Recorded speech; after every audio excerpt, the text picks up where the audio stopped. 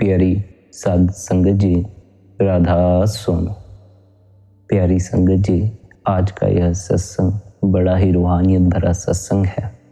आज के इस सत्संग में स्वामी जी महाराज की वाणी ली गई। आपने आज के इस सत्संग में बड़े विस्तार से समझाया है कि नाम की कमाई करने से हमारे जीवन में क्या बदलाव आता है, हमारे जीवन में क्या घटित होता है। अपने गुरु महाराज का ध्यान करके सत्संग को अंत तक श्रवण करिए और सत्संग का आनंद लीजिए। सबसे पहले तो हमें यह स्मरण रखना चाहिए कि जब हम किसी सत्संग को सुनते हैं या अपने गुरु के सत्संग को सुनने जाते हैं, तब घर आकर हमने जो कुछ भी सुना हमें उस पर विचार करना चाहिए। संतों का एक एक वचन करोड़ करोड़ रुपए का होता है। हम उनके वचनों की कदर नहीं करते। हमारी क्या हालत है, हम इस कान से सुनते हैं, उस कान से निकाल देते हैं। सत्संग में जाते हैं, धोती झाड़ कर चले आते हैं। जैसे गए वैसे ही खाली वापस आ जाते हैं। हम सोचते हैं गुरु के सत्संग में जाकर, वहां सत्संग में बैठकर 1-1.5 घंटा सत्संग में सोए रहकर या अपने मन में खोए रहकर, विचारों में खोए रहकर हमारे जीवन में कोई बदलाव आ जाएगा। हम सोचते हैं हम सत्संग में जाएंगे, गुरु के दर्शन करेंगे और हमारे जीवन में कोई बदलाव आ जाएगा। हम सोचते हैं हम गुरु की सेवा कर रहे हैं, अब हमारा जीवन भी सुगंध से भर जाएगा। इन्हीं गलतफहमियों के कारण हमारे जीवन में कोई सुगंध नहीं है। इन्हीं गलतफहमियों के कारण हमारा जीवन दुर्गंध से भरा हुआ। असल दुर्गंध तो मन की है। मन तो प्रत्येक व्यक्ति का उसके अपने भीतर ही है ना। जब तक भीतर से दुर्गंध उठ रही है, तब तक बाहर से चाहे सत्संग में चले जाओ, चाहे गुरु की सेवा कर लो, सुगंध का अनुभव नहीं हो पाता। मन की इस दुर्गंध को हटाना होगा, निरंतर भजन सिमरन करना होगा। गुरु जो सत्संग में उपदेश देता है उसे ध्यानपूर्वक सुनना होगा। घर आकर गुरु के दिए उपदेश पर विचार करना होगा। लेकिन हमारी हालत तो उल्टी है। हम तो धोती झाड़ कर चले आते। क्या सुना था वह भी भूल जाता। चाहिए तो यह था कि जो जो काम, क्रोध, ऐब, पाप हमारे मन में है, जिनके कारण दुर्गंध पैदा होती है, उन्हें गुरु के सत्संग में जाकर आहिस्ता आहिस्ता साफ कर देना। जैसे जैसे हम नेक नियत के साथ संतों के सत्संग में आते हैं, हमारे पाप जलते चले जाते हैं, आखिर हम साफ हो जाते हैं। जैसा दुर्गंध से भरा हुआ मन हमारा घर पर था, जैसे विचारों से घर पर हमारा मन लदा हुआ था, वैसे ही विचार लेकर हम गुरु के सत्संग में पहुंच जाते हैं। वैसे ही विचार लेकर हम गुरु के सत्संग में बैठ जाते हैं, गुरु के दर्शन के लिए बैठ जाते हैं। जब तक हम सत्संग में बैठकर सत्संग सुनते समय भी अपना ध्यान विचारों में रख रहे हैं, तब तक हमें सत्संग की समझ ही नहीं लगी। तब तक हम सत्संग को ध्यानपूर्वक सुन ही नहीं पाए। हमें चाहिए हम सत्संग के समय अपने ध्यान को गुरु के शब्दों पर रखें, गुरु के उपदेश पर रखें। सत्संग में जो फरमाया जा रहा है उसे ध्यानपूर्वक सुनें और उस पर विचार करें। यदि विचारों में ही खोए रहकर सत्संग सुन रहे हो, तो फिर सत्संग में आने का फायदा ही क्या है। यदि गुरु के पास जाकर भी सत्संग सुनते समय भी उन्हीं ख्यालों में पड़े रहना है, जिन ख्यालों से मुक्त होने के लिए आए हो, तब तक मुक्ति का तो कोई पता नहीं, पर अपने मन को और जटिल कर बैठोगे। यदि मन को लेकर ही सत्संग सुना, तब फिर मन इस अहंकार को पकड़ा देगा कि बहुत बड़े सत्संगी हो गए, नामदानी हो गए, गुरु की सेवा के अधिकारी हो गए। इस मन ने ही संसार में उपद्रव खड़ा किया। इसके कारण ही हमने संसार में दुख भोगा। यदि इस मन को लेकर ही गुरु की शरण में गए, गुरु के सत्संग में गए, तो यह मन वहां भी मिट्टी पलीद कर देगा। पहले तो अपने मन की सफाई कर लो, इसकी दुर्गंध साफ कर लो, गुरु के नाम का इत्र भीतर लगा लो। फिर इस मन को धीरे धीरे छोड़ते जाओ। इस मन को पकड़ कर नहीं रखना। इस मन को साफ करके, अच्छा करके नहीं रख लेना। इस मन को साफ करके यदि अपने पास ही रख लिया, इसका साथ नहीं छोड़ा तो यह मन साफ सुथरे होने का अहंकार थमा देगा।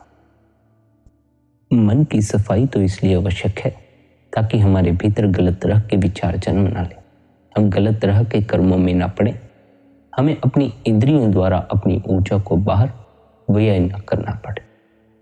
जब भीतर विचार उठता है तब हमारी शक्ति इंद्रियों द्वारा बाहर व्यय होना भी शुरू हो जाती, क्योंकि फिर हमें उस विचार की पूर्ति के लिए कर्म भी करना पड़ता। जब हमारे भीतर दूषित विचार नहीं होंगे, काम का विचार नहीं होगा, क्रोध का विचार नहीं होगा, लोभ का विचार नहीं होगा, अहंकार का विचार नहीं होगा, तब हम संसार में इतना भटकेंगे नहीं, तब हम संसार में इतना उलझेंगे नहीं, हमारी इंद्रियों द्वारा शक्ति कम व्यय होगी, हमारे द्वारा इतना कर्म नहीं होता। हम मूर्छा में अधिक कर्म करते हैं और कर्म भी इस ढंग से करते हैं कि हमें खबर भी नहीं रहती हमने कौन कौन से कर्म कर दिए। जब हम जागृत होते हैं तो स्वाभाविक ही हमसे कर्म कम होने लग जाते हैं। जब हमारी शक्ति गलत तरह के विचारों द्वारा बाहर कम व्यय हो या फिर संसारिक विचारों द्वारा बाहर कम व्यय हो, तब हमारी ऊर्जा भीतर सिमटना शुरू हो जाती है। यदि हम उस क्षण अपने मन को ना छोड़ें, मन को पकड़े रखें, तो हमारी ऊर्जा का ऊर्ध्वगमन नहीं होता, हमारी ऊर्जा वहीं की वहीं ठहरी रह जाती। यदि भीतर इकट्ठी हुई ऊर्जा को प्रवाहित होने का मार्ग ना मिले, तब फिर वह भी भीतर भार बनती चली जाती है और फिर काम का विचार या क्रोध का विचार या जो भी विचार आपके भीतर होगा वह आपको और भी मजबूती से पकड़ लेगा।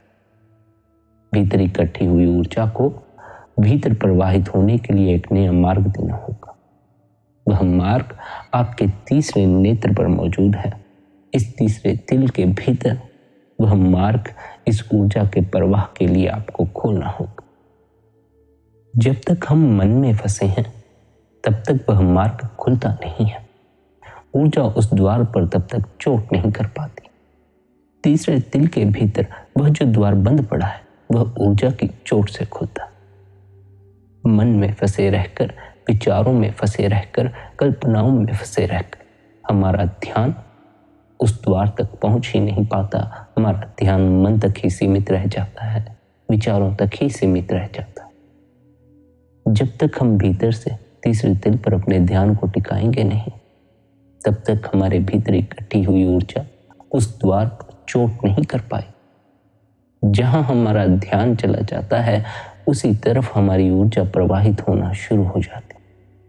दरअसल हमारा ध्यान तीसरे तिल पर टिक नहीं पाता, जिस कारण ऊर्जा उस द्वार पर चोट नहीं कर पाती और हमें उस द्वार पर, तीसरे तिल पर किसी तरह का कोई अनुभव नहीं हो पाता। इसके लिए हमें चाहिए कि हम निरंतर भजन सिमरन करें, अपने गुरु द्वारा दी हुई युक्ति का अभ्यास करें। जब हम निरंतर भजन सिमरन करेंगे, हमारा तीसरे तिल पर भीतर से ध्यान टिकना शुरू हो जाएगा।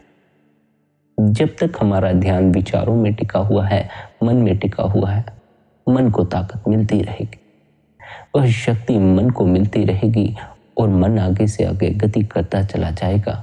नए नए विचार खड़े होते चले जाए। इस मन को आप ही शक्ति देते हैं, उसी शक्ति को तीसरे तिल तक पहुंचा देना। भीतर से जब तक मन नहीं हटा, तीसरे तिल तक वह शक्ति पहुंच नहीं पाएगी। जब तक ध्यान मन में ही अटका है, तीसरे तिल पर ध्यान टिकाओगे कैसे? जब तीसरे तिल पर ध्यान टिक जाएगा, अपने आप ही विचार बंद होना शुरू हो जाते हैं, अपने आप ही मन ठहरना शुरू हो जाता है। समस्या तो इस बात की है कि हम तीसरे तिल पर अपने ध्यान को पक्का करने के लिए भजन बंदगी नहीं कर रहे। हम जब भजन बंदगी भी करते हैं, हमें पता चल जाता है कि हमारा ध्यान तीसरे तिल पर नहीं, हम किसी विचार में खोए। लेकिन हम विचारों के रस में ऐसे उलझे हुए हैं, मन के रस में ऐसे उलझे हुए हैं कि यह जानकर भी कि हम विचार में खोए हुए हैं, हम विचार को छोड़ते नहीं, हम उसमें और धंसते चले जाते हैं, उसमें और रस लेते हैं। हम भजन बंदगी के समय भी अपनी सारी शक्ति मन को ही दे देते हैं। मन आगे से आगे गति करता चला जाता। हमें सद्गुरु बार बार सत्संग में क्या समझाते हैं? वे हमें समझाते हैं कि अपने ख्याल को तीसरे दिल पर भीतर से पक्का करो। यह मन रुकावट पैदा करेगा ही, विचार खड़े करेगा ही। इन विचारों में मत खो जाओ, अपने ख्याल को फिर तीसरे दिल पर ले आओ। यदि कोई विचार पकड़ भी लेता है, जैसे ही होश आए विचार में खो गए हैं, कल्पना में खो गए हैं, तत्क्षण अपने ख्याल को फिर तीसरे दिल पर ले जाए, फिर अपने गुरु द्वारा दिए हुए सिमरन का जाप करना शुरू कर दे। यही तो हमारा तप है कि हम अपने ख्याल को तीसरे दिल पर भीतर से पक्का करें। मन तो रुकावट पैदा करेगा ही, विचार तो आएंगे ही। हमें चाहिए कि हम उनमें खोए नहीं, हम अपने ख्याल को तीसरे दिल पर टिकाए रखें। मामला इतना आसान नहीं है। हम सोचते हैं नामदान मिल गया है, बस अब सिमरन के शब्दों को दोहराते रहो, बात बन जाए। जब तक ध्यान को तीसरे दिल पर पक्का नहीं करोगे, तब तक कोई लाभ नहीं होने वाला।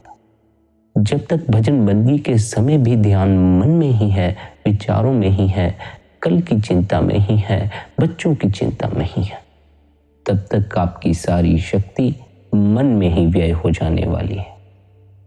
इस शक्ति को हमें भजन बंदगी द्वारा तीसरे दिल पर भीतर से चोट करवानी होती है। हम उस शक्ति को मन में ही व्यय कर देते हैं। और यह स्मरण रखें कि मन आपकी शक्ति को दुगना चूस लेता है। यदि भजन के समय भी आप मन को ही शक्ति देते रहें, तो मन आपकी सारी शक्ति को चूस लेगा और आपको नींद का अनुभव होने लगेगा। फिर आप इस भ्रम में पड़ सकते हैं कि मुझे ध्यान लग गया।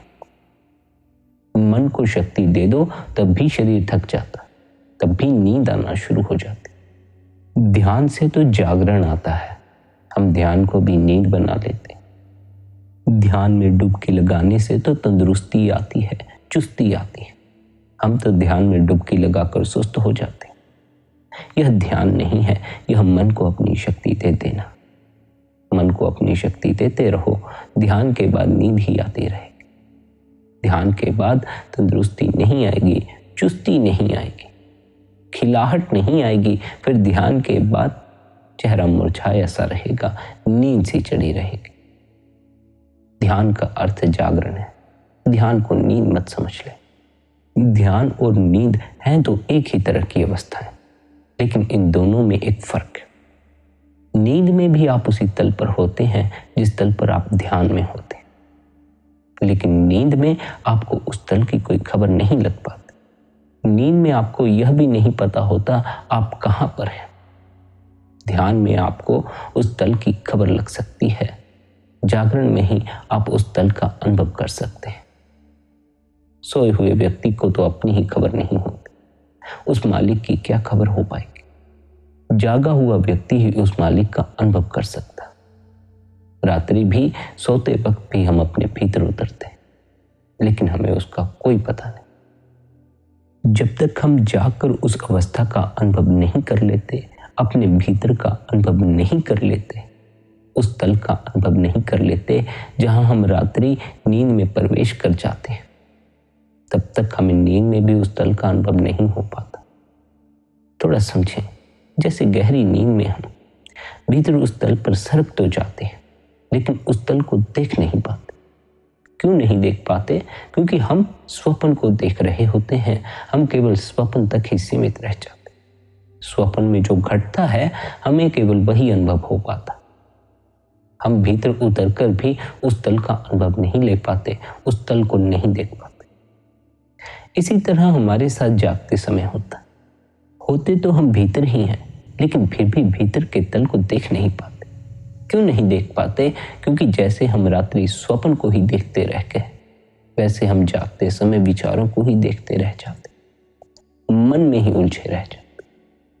सदा से हम उसी तल पर मौजूद हैं, सदा से हम अपने भीतर ही मौजूद हैं, लेकिन हमें वहां तक पहुंचने के लिए भी भजन बंदगी की युक्ति का सहारा लेना पड़ता है, सतगुरु का सहारा लेना पड़ता है।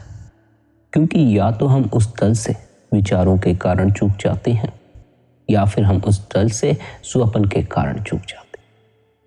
हमें चाहिए हम उस तल की खबर लें, निरंतर भजन सिमरन करें ताकि जागते में हमारा मन ठहर सके और हमें अपने अंतस की खबर लग सके, हमें उस दल की खबर लग सके जहां हम सदा से मौजूद हैं।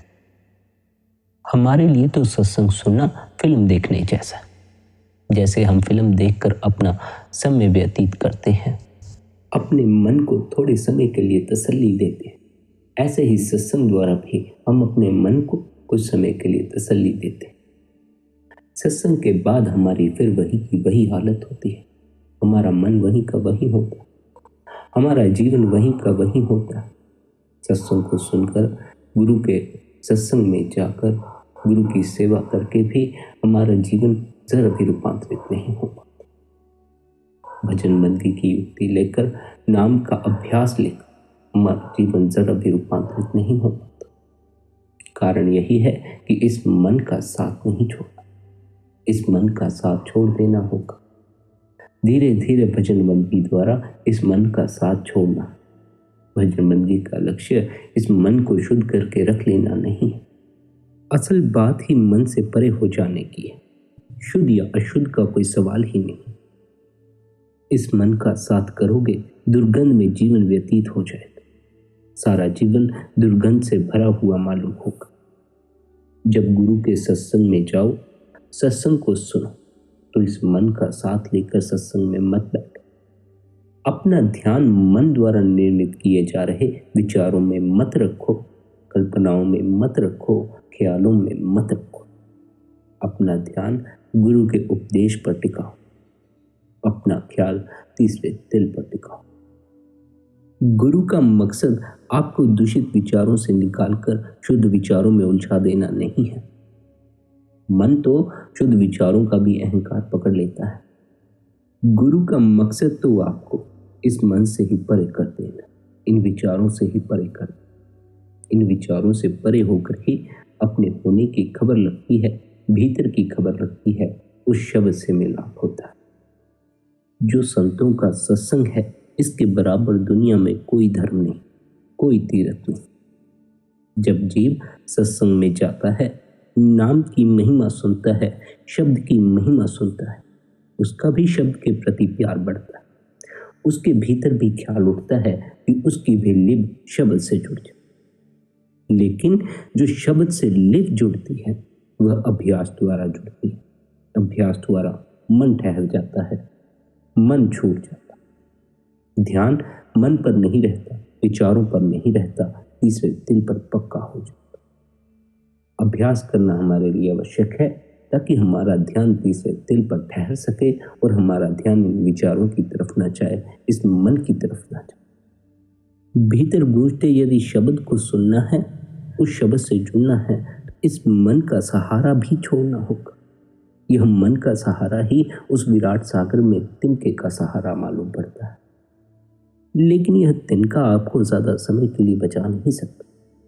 किसी को 80 वर्ष तक बचा पाता है, किसी को 100 वर्ष तक बचा पाता है, किसी को 50 वर्ष तक बचा पाता है, किसी को 20 या 25 वर्ष तक बचा पाता है। यह तिनके का सहारा ज्यादा समय के लिए साथ नहीं देता। अंततः तो उस सागर में ही डुबकी मारने, उस सागर में डुबकी मारने की कला सीख, उस सागर में उतर जाने की कला सीख लो। थोड़ा साहस करो, उस सागर में उतर जाओ। इस तिनके के सहारे को मत पकड़े रखो। यह सहारा ज्यादा समय के लिए बचा ना सकेगा, यह मन ज्यादा समय के लिए बचा ना सके। बचाने वाला तो वह मालिक ही है, बचा तो वह परमात्मा ही सकता है, वह सद्गुरु ही सकता है, वह शब्द ही सकता है। उससे ही जुड़ जाओ, उस शब्द में ही अपनी लिप जोड़ दो, उस शब्द में ही डुबकी मार लो। जब हम भीतर उस शब्द से जुड़ जाते हैं, तब काम, क्रोध, लोभ, मोह और अहंकार, फिर बेटे बेटियों का और अन्य रिश्तेदारों का मोह पकड़ लेता है। उनमें सहारा मालूम पड़ता है, उनमें जीवन मालूम पड़ता है। जिस तरह आदमी कपड़े धोकर अगर धूप ना हो तो आग से सुखाकर बाहर निकलता है, तो जो थोड़ी बहुत नमी बाकी रह जाती है, बाहर की हवा और शरीर की गर्मी से वह भी उड़ जाती। इसी तरह जब हम गुरु के सत्संग को सुनते हैं और उनके शब्दों पर विचार करते हैं, तो हमें यह खबर लगती है, गुरु हमें यह उपदेश देते हैं कि इस संसार में हमारा कोई नहीं। तब जो थोड़ा बहुत बेटे बेटियों का मोह बाकी रह गया था वह भी मिट जाता। सत्संग को सुनकर ही हमारे भ्रम मिटते। यदि हम सत्संग में जाकर सो जाते हैं तो फिर हमारे भ्रम कैसे मिटेंगे? यदि हम सत्संग में जाकर भी भीतर मन में ही खोए हो, उस मन में ही तो भ्रम है। सत्संग में जाकर भी हम भ्रमों में ही खोए हुए हैं तो हमारे भ्रम कैसे मिटेंगे? हमें क्या चाहिए? हम सत्संग में जाएं और अपने भ्रमों का इलाज करें। जब सत्संग में जाओगे तो धीरे धीरे कई भ्रम टूटेंगे। जब भ्रम टूटेंगे तो खबर लगेगी कि सिवाय गुरु और नाम के यहाँ कोई सहारा नहीं। जब यह खबर लग जाएगी, जब यह प्राणों को पता चल जाएगा कि गुरु के सिवाय अपना इस संसार में कोई नहीं है, उस नाम उस शब्द के सिवाय हमारा इस संसार में कोई नहीं है, तब विषय विकारों का प्यार हट जाता है। तब काम क्रोध का ख्याल नहीं आता, इनका ख्याल चला जाता। फिर एक परमात्मा के मिलने की ख्वाहिश ही बाकी रह जाती। कब आत्मा सुहागिन हो, यही भीतर पीड़ा बनी रहे। सच्चा वैराग्य और सच्ची विरह पैदा हो जाती। जिसके भीतर सच्ची विरह पैदा हो जाती है उसे तो गुरु की तस्वीर देखकर भी रोना आ जाता है। उसके तो गुरु को याद करके भी आंसू निकल आते। यदि गुरु की याद में आंसू निकल आए, गुरु को देखकर आंसू निकल आए, तो उन आंसुओं को रोकना मत, उन आंसुओं को बह जाने देना। वे आंसू ही आपकी आत्मा को साफ करते हैं। वे आंसू आपकी इतनी सफाई कर जाएंगे जिसका आपने कभी सोचा भी नहीं होगा। वे आंसू आपको बड़ा ही साफ कर जाएंगे। वे आंसू जो गुरु की याद में निकल आते हैं, वे आपको शुद्ध कर देते हैं। वे आंसू इसलिए आपको शुद्ध कर देते हैं क्योंकि वे आंसू किसी ऐसी पीड़ा से नहीं जुड़े हैं जो गहरे में भी पीड़ा से जुड़ी हुई है। वे आंसू एक ऐसी पीड़ा से जुड़े हुए होते हैं जो गहरे में प्रेम से जुड़े हुए होते हैं, सद्गुरु से जुड़े हुए होते हैं, उस मालिक से जुड़े हुए होते हैं। वे आंसू आपको खुशी देते हैं, दुख नहीं देते। यदि जीवन में खुशी के आंसू रोने का अवसर मिले तो इस अवसर को खो मत देना। जितने समय के लिए रोना आए रो लेना। जितने समय के लिए अपनी सफाई कर सको अपनी सफाई कर ले। ऐसी धारणाओं में मत फंस जाना कि आंसू कमजोर व्यक्ति की निशानी है, आंसू डरे हुए व्यक्ति का प्रमाण है। ये धारणाएं कुछ काम ना पड़ेंगी। आपके आंसू जो आपको आराम दे जाते हैं, वह आपकी बहादुरी आपको आराम नहीं दे पाती। आपकी बहादुरी तो आपका आराम छीन लेती। आपके आंसू आपको आराम दे सकते हैं, आपको चैन दे सकते हैं। और यदि आंसू गुरु की याद में निकल आए, गुरु को देख कर निकल आए, तो फिर अपने आंसुओं को रोकना मत। लोगों की फिक्र मत करना। अपने आंसुओं को बह जाने दें। अपने आंसुओं में नहा लेना। वे आंसू ही आपको शुद्ध कर जाए। ज्यों ज्यों प्रेम प्यार से आप भजन करोगे, त्यों त्यों आपकी रूह अंदर चढ़ती चली जाएगी। आपको रूह की खबर लगती जाएगी। जब रूह ऊपर चढ़ना शुरू होगी, नाम की लज्जत भी हाथ लग जाएगी। भीतर का शब्द भी सुनाई पड़ जाएगा। जब भीतर का शब्द सुनाई पड़ जाए, भीतर गूंजता हुआ नाम सुनाई पड़ जाए, तब सोते जागते उठते बैठते मतलब कि हर वक्त उस शब्द की कमाई पर जोर दो। रूह को नाम के साथ जोड़ो। जब तक अंदर पर्दा नहीं खुलता, तब तक करोड़ों ग्रंथ पोथियां पढ़ लो, मंदिर में जाए आओ, मूर्ति पूजा करो, करोड़ों पुण्य दान कर लो, कुछ भी नहीं बनता। प्रत्येक रास्ता हमें उस नाम से जोड़ने के लिए, लेकिन हम रास्तों में ही उलझ जाते हैं। हम मंजिल तक नहीं पहुंचते। हम उस शब्द को नहीं पकड़ते। हमें जो असल कमाई करनी है वह तो उस शब्द की कमाई करनी है। भजन बंदगी तो हम करते हैं ताकि हम उस शब्द तक पहुंच सकें। जब हम उस शब्द से मिल जाएं, उस शब्द से जुड़ जाएं, तब हमें उस शब्द की कमाई करनी। दिन रात अपनी लिव उस शब्द से जोड़े रखनी, उसमें अपने आप को डुबा देना। वह शब्द इतना आनंद से भरा है कि उसमें अपने आप को डुबाने की आवश्यकता नहीं पड़ती, बल्कि हम उसमें डूब ही जाते, उसके आनंद में डूब जाते हैं, उसकी मस्ती में डूब जाते हैं। उस शब्द की कमाई करने से शिष्य का बेड़ा पार होता है। उस शब्द को सुनने से, उस शब्द के साथ दिन रात अपने ख्याल को जोड़े रखने से शिष्य का उस परमात्मा से मिलाप हो पाता है। शिष्य का भीतर सद्गुरु से मिलाप हो पाता है, परमात्मा से मिलाप हो पाता है। जब हमारी लिव उस शब्द से जुड़ जाती है, तब हमारी रूहानी तरक्की होती है, तब हमारी रूहानी यात्रा शुरू होती है। ज्यों-ज्यों उस शब्द का अभ्यास करके हमारी तरक्की होती है, हमारी आत्मा निर्मल होती चली जाती है। जितनी आपकी आत्मा निर्मल होती चली जाएगी, उतना ही आपकी आत्मा का प्रकाश भी प्रकट होना शुरू हो जाए।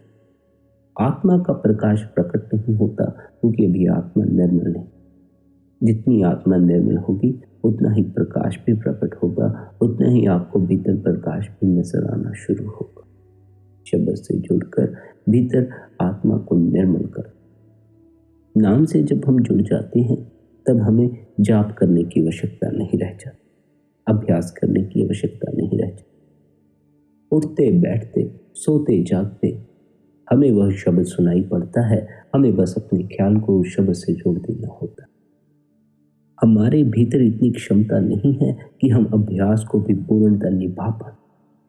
हमें तो यह चाहिए कि हम जितने समय के लिए निभाते हैं, सच्चे हृदय से निभाएं, ताकि हमारी सच्चाई देखकर, हमारी सफाई देखकर गुरु हम पर शब्द की बख्शिश करते, गुरु हमारे लिए भी शब्द से जोड़े।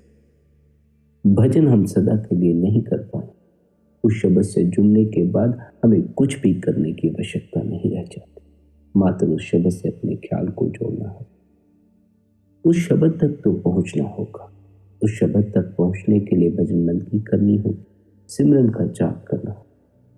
उस शब्द तक जब तक नहीं पहुंचे, तब तक भजन बंदगी को छोड़ मत देना। तब तक अपने गुरु द्वारा दी हुई युक्ति का अभ्यास करते रहे। उस शब्द से जुड़ने के बाद ही, जब वह शब्द खुद ही आपको घेरना शुरू कर देगा, आप अभ्यास से ऊपर उठते चले। जब तक उस शब्द से मिलाप नहीं हो पाया है, तब तक आपको निरंतर अभ्यास करना चाहिए, गुरु के उपदेश की पालना करनी चाहिए। गुरु भी यह नहीं चाहते कि आप सदा के लिए अभ्यास ही करते हैं। सदा के लिए यदि आप अभ्यास ही करते रहे, तो आप अभ्यास से भी उब जाएंगे।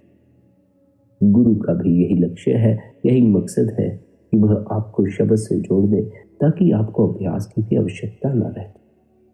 वह जो शब्द है, वह इतना कीमती है, इतना मूल्यवान है कि गुरु हमें तब तक उस खजाने की खबर नहीं दे सकता जब तक हमने सच्चे हृदय से भजन बंदगी न की। जितने समय के लिए भी गुरु के ध्यान में बैठो, सच्चे हृदय को लेकर बैठो। किसी मांग को रखकर मत बैठो, किसी ख्वाहिश को रखकर मत बैठो। यह मत सोचो कि यह ख्वाहिश मेरे भीतर है, अब मैं गुरु का ध्यान कर लेता हूँ, भजन कर लेता हूँ, ख्वाहिश पूरी हो जाएगी। गुरु का ध्यान तो सच्चे हृदय से करो, बिना किसी मांग को लिए करो। जब भीतर कोई मांग नहीं होगी, तब गुरु प्रसन्न होगा, तब गुरु शब्द की बख्शिश करे। जिनके भीतर मांग है, वे शब्द से जुड़कर और भी अधिक लोभी हो जाते। यह मत समझना कि भीतर की यात्रा पर कोई खतरा नहीं। भीतर की यात्रा पर भी अनेकों खतरे हैं, अनेकों तरह के लोभ हैं, अनेकों तरह की उलझने। भीतर की यात्रा पर हम बैठते हैं, पहले तो हम मन में ही उलझे रहते, फिर लोभ में उलझ जाते हैं, फिर किसी अन्य चीज में उलझ। भीतर की यात्रा पर जो खतरे आते हैं, सदगुरु को उन खतरों की खबर है। सदगुरु उन खतरों से पहले गुजर चुका। हम तो आज उस भजन की युक्ति द्वारा उस शब्द से जुड़ने चले। सदगुरु पहले ही भजन की युक्ति द्वारा उस शब्द से जुड़ चुका है। सदगुरु को सब पता है कि भजन बंदगी के दौरान क्या होता है, या शब्द से जुड़कर क्या होता है, कैसी दिक्कतें हमें आती हैं, कैसी समस्याएं हमें आती, शरीर से जुड़ी हुई या भीतर मन के तल पर हमें कौन कौन सी समस्याएं आ सकती। सदगुरु से जुड़ने का यही अर्थ है कि जब हम भीतर उतरें, भीतर की यात्रा पर चलें, तब जो भीतर खतरे हैं, भीतर रुकावटें हैं, भीतर जो लोभ है, हम उन रुकावटों में ना उलझ जाएं, हम उन्हीं में ना फंस जाएं। सदगुरु का सत्संग सुन के उनके सत्संग पर विचार करें और उनके सत्संग पर अमल करें, उनके उपदेश पर चलें। सदगुरु हमसे क्या कहते हैं कि भजन बंदगी का अभ्यास अपना फर्ज समझकर करो, ड्यूटी समझकर करो, लेकिन किसी मांग को रखकर मत करो। जब आप अपना फर्ज समझकर गुरु द्वारा दिए हुए अभ्यास को निरंतर करते हैं, तब गुरु आपको उस शब्द से जोड़ देता है। उस शब्द से जुड़ने के बाद हमें उस शब्द की कमाई करनी है, उस शब्द से अपने ख्याल को जोड़ देना है। उस शब्द में जब हम अपने ख्याल को जोड़ देते हैं, तब हमारे जीवन में आनंद की वर्षा हो। उस शब्द से जब हमारा ख्याल जुड़ जाता है, तब हमारा ख्याल मन में नहीं भटकता, विचारों में नहीं भटकता, संसार में नहीं भटकता, हमारा मन भीतर ठहर जाता, हमें भी जीवन में चैन पड़ जाता, हमारे भी जीवन में फिर आराम आ जाता। फिर जो हमारा जीवन दुर्गंध से भरा हुआ था, वही जीवन सुगंध से भर जाता। जो जीवन हमारा दुख से भरा हुआ था, परेशानी से भरा हुआ था, वही जीवन सुख से भर जाता। शब्द की कमाई करने से ही हमारा मालिक से मिलाप होता है, क्योंकि शब्द ही हमें ऊपर के रूहानी मंजिलों पर लेकर चलता है। उस शब्द तक पहुंचने के लिए हमें भजन बंदगी का अभ्यास करना चाहिए। जब तक हम शब्द से नहीं जुड़े, हमें अपना अभ्यास जारी रखना चाहिए। तब तक हमें अभ्यास में किसी तरह की ढील नहीं करनी चाहिए। अब तो हमें शब्द से जुड़कर भी अभ्यास जारी रखना चाहिए, क्योंकि मन का कोई भरोसा नहीं होता, यह मन डोलता रहता है। यदि हम अभ्यास करते रहें तो हमारा ध्यान तीसरे दिन पर पक्का हो जाता है। हमारा मन नहीं डोलता, हमारा मन भीतर ठहरा रहता है। जब हमारा ख्याल भीतर तीसरे दिन पर पक्का हो जाता है, तब हमारी ऊर्जा ऊपर उठकर उस तीसरे तिल पर भीतर से जो द्वार बंद पड़ा है उस पर चोट करना शुरू कर दे। निरंतर फिर उस द्वार पर चोट करते रहने से, निरंतर अपने ख्याल को तीसरे तिल पर टिकाने से एक दिन वह द्वार ऊर्जा की चोट से खुल जाता है और ऊर्जा के लिए प्रवाहित होने को एक नया मार्ग भीतर से उपलब्ध हो जाता है। अभी तक हमारी ऊर्जा के पास प्रवाहित होने के लिए इंद्रियों का ही मार्ग, जिस कारण हम इंद्रियों में ही उलझे रहते, जिस कारण हमें अपनी शक्ति का अनुभव ही नहीं हो पाता, अपनी ताकत का अनुभव ही नहीं हो पाता। हमें क्या चाहिए? हमें चाहिए हम निरंतर भजन बंदगी करें, निरंतर गुरु द्वारा दी हुई युक्ति का पालन करें, ताकि हमारा भी मिलाप उस शब्द से हो सके। उस शब्द से जुड़कर ही हम इस भव सागर से पार उठ सकें। उस शब्द से जुड़ना, उस शब्द से जब तक नहीं जुड़े हैं आलस से नहीं करना। उस शब्द से जब तक नहीं जुड़े हैं किसी तरह के भ्रम में नहीं पड़ जाना है कि अब मैंने नाम ले लिया है, मैं तो सचखंड का अधिकारी हो गया। नहीं, सचखंड के अधिकारी बनना है तो उस नाम से जुड़ना होगा। उस नाम से जुड़े बगैर वहां जाने का कोई मार्ग ही नहीं, और जो उस नाम से नहीं जुड़ा वह अभी उस मार्ग पर चल ही नहीं रहा है कि वह सचखंड पहुंचे। सचखंड पहुंचना है तो शब्द से जुड़ना होगा, उस मार्ग से जुड़ना होगा। निरंतर भजन बंदगी करोगे तो एक दिन शब्द की खबर लग जाए। असल मकसद तो शब्द की कमाई करना, लेकिन भजन सिमरन की कमाई करके हमें शब्द की कमाई करने का अवसर मिलता है। हमारी भजन सिमरन की कमाई देखकर ही गुरु हमसे खुश होता है और हमें शब्द की कमाई करने का अवसर देता है। हम तो भजन सिमरन की कमाई ही नहीं करते, तो फिर भला हम पर सदगुरु विश्वास कैसे करेगा कि हम शब्द की कमाई करेंगे? हमसे तो भजन सिमरन की कमाई नहीं होती, हम शब्द की कमाई कैसे कर पाए? हमारी भजन सिमरन की कमाई देखकर ही गुरु को यह पता चलता है कि क्या हम शब्द की कमाई करने के योग्य हुए हैं या अभी योग्य नहीं हुए। यदि हम सच्चे हृदय से भजन सिमरन की कमाई करेंगे तो सदगुरु हमें शब्द की कमाई करने का भी मौका दे। जब हमें शब्द की कमाई करने का अवसर मिलेगा तब हमें पता चलेगा कि भजन सिमरन का असल फल क्या होता है। तब हमें पता चलेगा जीवन का असल आनंद क्या होता है, जीवन की असल खुशी क्या हो। हमारी भजन सिमरन की कमाई ही हमें शब्द की कमाई का हकदार बना। हमारी शब्द की हुई कमाई ही हमें सचखंड में प्रवेश पाने का हकदार बना। हम कमाई तो करना नहीं चाहते, लेकिन सचखंड में प्रवेश पा लेना चाहते। बिना कमाई किए कुछ हाथ नहीं लगने वाला। भजन सिमरन की कमाई किए बगैर शब्द हाथ नहीं लगने वाला। शब्द की कमाई किए बगैर मालिक हाथ नहीं लगने वाला। बहुत से सज्जन ऐसे भी होते हैं जिनको शब्द सुनाई पड़ना शुरू हो जाता। शब्द की सुनाई पड़ने से ही कुछ नहीं हो जाता। आपको उस शब्द से अपने ख्याल को जोड़ना। जब तक आप अपने ख्याल को उस शब्द से नहीं जोड़ते, तब तक आपको उस शब्द से मिलने वाले आनंद की खबर नहीं लगती। इसलिए अपने ख्याल को उस शब्द से जोड़ देना है, अपनी लीव को उस शब्द से जोड़ देना है। प्यारी साथ संगत जी, निरंतर भजन बंदगी करनी है, निरंतर ध्यान में बैठना है। सिमरन करते समय यह स्मरण रखना है कि सिमरन मन द्वारा ही न होता रहे। ऐसा ना हो कि आपकी जुबान सिमरन में लगी हो, लेकिन भीतर आप मन में विचारों में खोए हुए हो। अपने मन को भी सिमरन में लगाना है, अपने ख्याल को तीसरे दिल पर टिकाना। मन को सिमरन में लगाना होगा, मन की भटकन को दूर करना होगा। जुबान की सहायता लो, जुबान द्वारा सिमरन शुरू करो। जुबान की सहायता से सिमरन के शब्दों को मन तक पहुंचाओ, फिर मन द्वारा सिमरन करो। जितना मन सिमरन में रहेगा, उतना गुरु से जुड़ा रहेगा। मन में यदि गुरु की याद बैठ जाए, तो फिर संसार की याद फीकी पड़ जाती है। जब तक मन में संसार की याद पड़ी हुई है, तब तक ही संसार की याद में रस आता है। अभी मन में गुरु की याद नहीं बैठी है। जब गुरु की याद बैठ जाएगी, फिर मन गुरु का सिमरन करता रहेगा, गुरु के दिए शब्दों का सिमरन करता रहेगा और गुरु की तरफ ही उसका ख्याल मुड़ता रहेगा।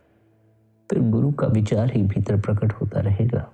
संसारिक पदार्थों, संसारिक लोगों के विचार भीतर प्रकट ना हो सकेंगे। मन को सिमरन में लगाओ, मन द्वारा सिमरन करो। जब भी भजन सिमरन में बैठो तो खुश होकर भजन बंदगी में बैठो। उदास निराश चेहरा लेकर भजन बंदगी में मत बैठो। पहले अपने चित्त को एक आनंद की अवस्था में लाओ। खुश होकर मुस्कुराकर बैठो। सुख का संबंध भीतर से है, बाहर से नहीं। जो भीतर से सुख से जुड़ गया, वह बाहर से भी सुखी हो जाए। जो भीतर से सुख से वंचित है, वह बाहर के सुख से भी सुखी नहीं हो पाता। अपने ही अंतस में उतर जाओ, अपने ही भीतर उतर जाओ, तब कुछ हो सकता है। अपने ही भीतर डुबकी मारोगे, तब आनंद में नहा सकते हो। अपनी आत्मा की खोज करो। मन के तल पर ही बैठे रहे तो संसार में ही उलझे रह जाओगे। आत्मा की खोज करोगे तो परमात्मा की तरफ यात्रा शुरू होगी। मन से आके जो आत्मा है, उसका अभी जीवन में अनुभव नहीं किया। मन का तो कर लिया, विचारों का कर लिया, वासनाओं का कर लिया, कल्पनाओं का कर लिया, लेकिन आत्मा का अनुभव नहीं किया। मनुष्य का जीवन एक प्रक्रिया है। पहले उसे शरीर का अनुभव होता है। कुछ हैं जो शरीर के अनुभव पर ही ठहर जाते हैं, उन्हें मन का भी अनुभव नहीं हो पाता।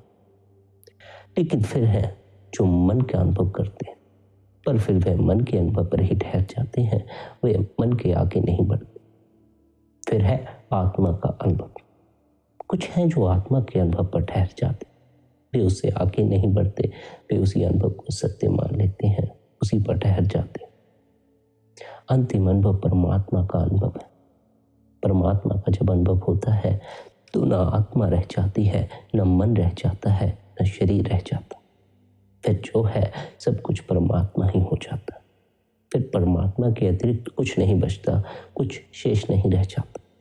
हर तरफ परमात्मा ही हो जाता। परमात्मा का अनुभव आत्मा के अनुभव के बगैर नहीं होता। इसलिए पहले आत्मा का अनुभव कर लेना आवश्यक है। अपने ही इस शरीर के भीतर उतरोगे, ये आत्मा का अनुभव होगा। अभी मन के तल पर ठहरे हो, इसलिए आत्मा का अनुभव नहीं हो। जैसे जैसे भीतर उतरोगे, मन का तल छूटता जाएगा, भीतर एक और तल का अनुभव होगा। एक और जगह का अनुभव होना शुरू होगा जिस तल से मन तो अपने से अलग दिखाई पड़ना शुरू हो जाएगा। अपने ही भीतर उतर जाएं उस युक्ति का इस्तेमाल करके। वह युक्ति गुरु ने आपको इसीलिए दी है कि आप अपने ही भीतर उतर सकें और अपने ही भीतर का अनुभव कर सकें। सत्य की खबर लो, आत्मा का अनुभव करो, निरंतर भजन सिमरन करते रहो, निरंतर ध्यान करते रहो। अपना ख्याल रखो। आप सभी के भीतर बैठे कुल मालिक को प्रणाम। राधा स्वामी जी।